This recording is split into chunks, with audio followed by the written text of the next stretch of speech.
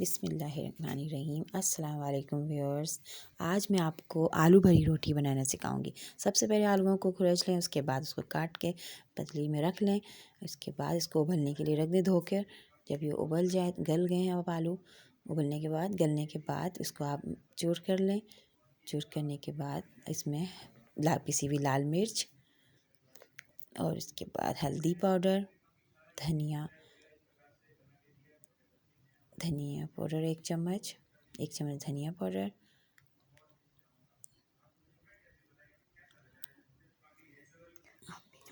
और आधी चम्मच ज़ीरा काली मिर्च, और ये गरम मसाला आधी चम्मच। अब इसमें ये सब डालने के बाद इसमें मैं नमक हस्बे ज़रूरत डाल लें। अच्छी तरीके से इसको चूर कर लीजिएगा। फिर उसके बाद इसमें नमक हस्बे ज़रूरत अपनी मर्ज़ी से डाल लें, जितने आप डालते हैं कम ज़्यादा आप कर लीजिएगा अपनी मर्ज़ी से।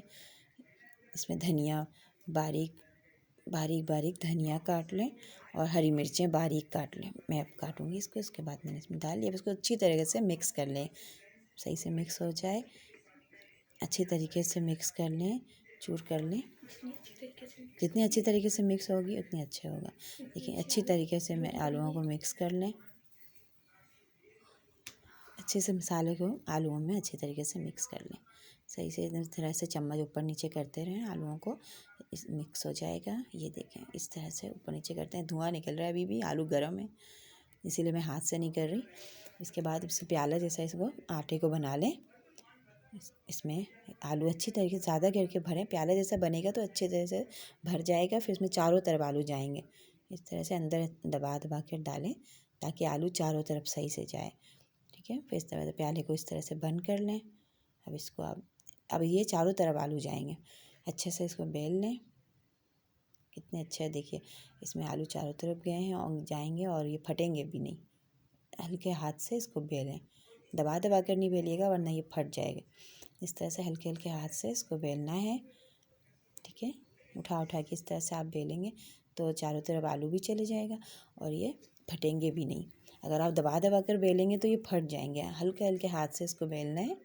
ठीक है, चारों तरफ से बेलन को सही से ऐसे घुमाएं और रोटियों को उठा के इसे पलटते जाएं। इस तरह से सही रहता है। ये देखिए अच्छे से बेला गया है। अब इसको तवा में मैंने रख दिया है।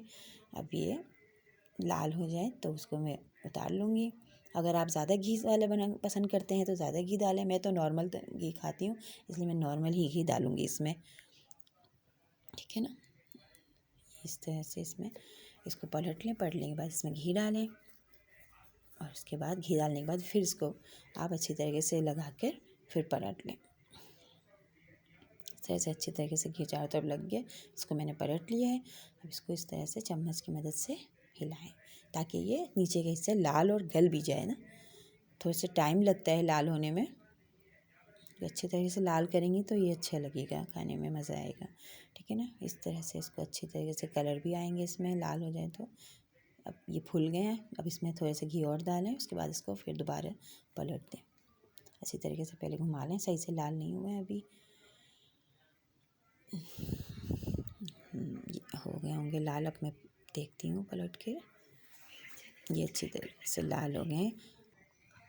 मेरे चैनल को सब्सक्राइब करना ना भूलें। पसंद आए तो लाइक करें। अल्लाह हाफिज़।